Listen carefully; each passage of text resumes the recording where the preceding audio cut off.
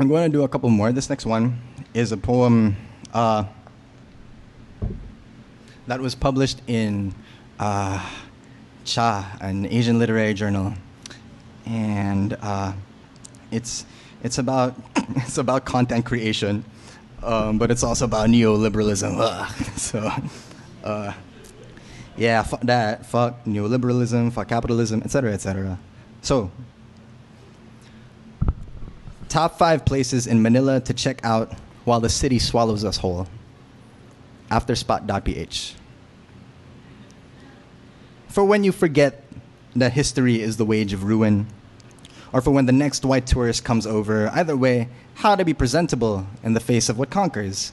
Perhaps we can begin with time, which is unkind to flesh and steel, vomits out the topical, but smoothens out the wrinkles of memory, reminds us that what used to be 5, an ocean eons ago, will eventually kiss the skin of the sun. The way we spend our summers here, we flock our feet to sand soft as the body of the next pitying lover, willing to house your sorrow in its heat for the night. The alternative is the bay, and the saltwater breeze filtered through the daily revolutions of the Ferris wheel. Indigo giving way to neon, call it development, that luminous promise of the modern.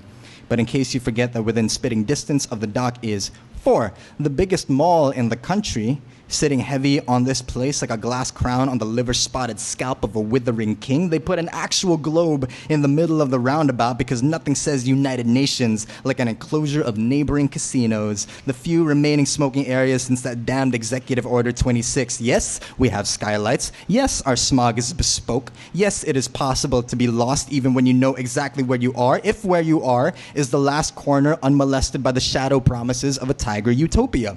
And if we're talking about the dark, you can drive to 3, that new speakeasy everybody's raving about. And by everybody, I mean whoever dethroned the yuppies of Gen X from the High Council of Gutenberg and Gloss. And by the way, it isn't a fucking speakeasy just because it's hard to find. If that were true, I ought to build my own speakeasy, call it After the End of History, or a day on the calendar in which all your friends are free to hang, or decent fucking Wi-Fi. One time, I had this drink called ABC, absinthe, Bacardi, something costly. The language this place speaks is carved from an alphabet of sedatives. Some people say this city was also named after our capacity to thirst.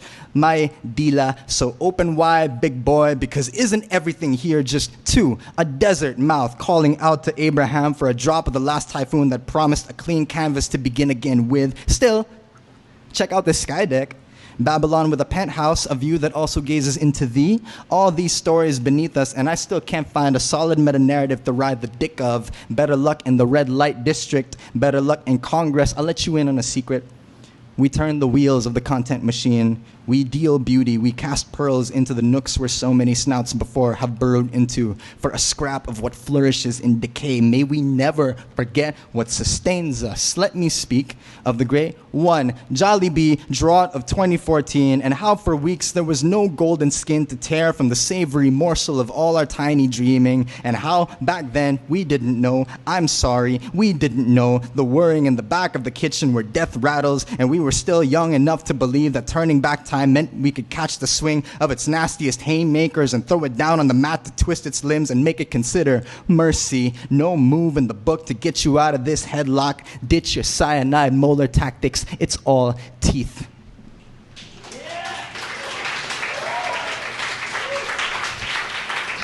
Thank you.